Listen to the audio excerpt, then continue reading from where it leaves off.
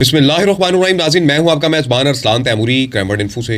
नाज़रीन, मैंने कभी सोचा तो नहीं था कि मुझे इस मौजू पर भी वीलॉग करना पड़ेगा और बताना पड़ेगा कि मैं असल में मेरी शनाख्त क्या है, मैं किस ख़ानदान से हूँ।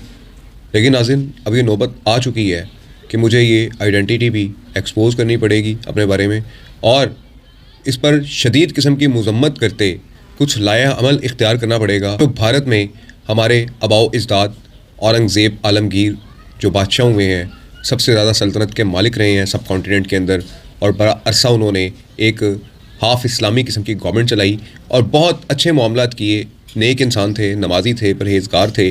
उनके मकबरे को नुकसान पहुँचाने के लिए कुछ इंतहा पसंद हिंदुओं की टोलियाँ जो हैं वो सरगर्म हुई हैं।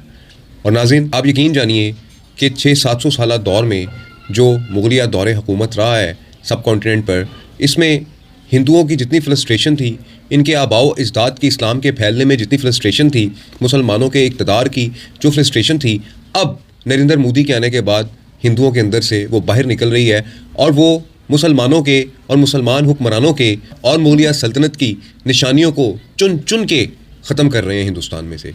और मुझे लगता है किसी दिन लाल किले को भी ये ढा कर तो वहाँ पर कोई अलग एक बिल्डिंग तामीर कर देंगे, जिस किस्म की सोच के ये हामिल लोग हो चुके हुए हैं। नाज़रीन, मुग़लिया दौर में बहुत सारे शाहकार बनाए गए हिंदुस्तान और पाकिस्तान में, जो आज भी मौजूद हैं, वजूद रखते हैं और ख़ूबसूरती का एक मंज़र पेश करते हैं।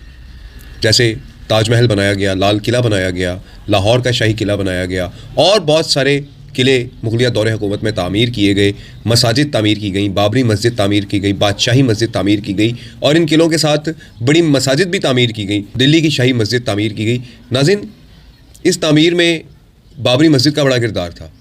सबसे पहला हमला हिंदुओं ने बाबरी मस्जिद पे किया, और उसके बाद दूसरी मसाजिद पर भी अपना हक जमाने लग गए और बताने लग गए कि ये हमारे जो हिंदू भगवान हैं उनकी जन्म भूनियाँ हैं, जिनका कोई वजूद ही नहीं है, उनकी जन्म भूनियाँ बताने लग गए।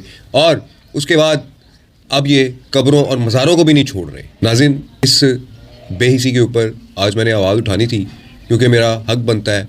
मैं जिनकी नस्ल में से हूँ, मेरा हक अदा करना बनता था।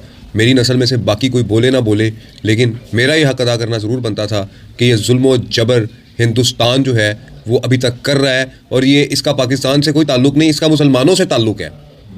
हिंदुओं की दुश्मनी इस्लाम के साथ है। ये आज एक बुनियादी चीज़ आप जो है वो समझ लीजिए कि हिंदू सब सिर्फ़ और सिर्फ इस्लाम दुश्मनी में ये सब काम कर रहा है। मुसलमानों की नस्ल कुशी करना चाहता है हिंदुस्तान में से, पूरे हिंदुस्तान के ऊपर एक मुकम्मल तौर पर हिंदू स्टेट बनाना चाहता है कि जहाँ पर किसी मुसलमान का नामो निशान नज़र ना आए। ये करना चाहता है हिंदुस्तान नाज़रीन, लेकिन अनफॉर्चुनेटली वो ऐसा कर नहीं सकेगा। अगर आज हमारे आबाओ अजदाद औरंगज़ेब आलमगीर की कब्र को ढा भी दिया जाता है, तो इस्लाम में तो वैसे भी कब्रें बराबर करने का हुक्म है, मज़ारात का कोई वजूद नहीं है। इससे हमें कोई फ़र्क नहीं पड़ेगा, ना उस कब्र को कोई फ़र्क पड़ेगा।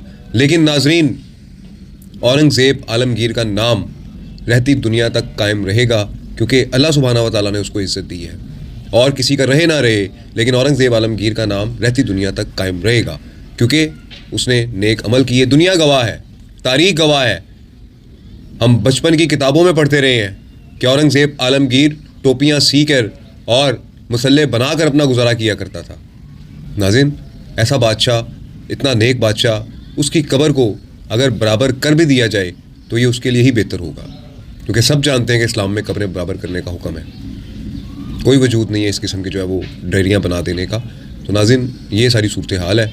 मैं ये बताना चाहता था हिंदुस्तान को भी, और ख़ास तौर पर हिंदुस्तान की इंतहा पसंद पार्टियों को, नरेंद्र मोदी साहब, आप भी सुन लें कि आपके मुल्क में अब मुसलमानों की, आपके मुल्क पे हुक्मरानी करने वाले बादशाहों की कब्रें तक आपकी इस इंतहा पसंदी के जो तालीम दर्स दिया है आपने, उसके बाइस महफूज नहीं है।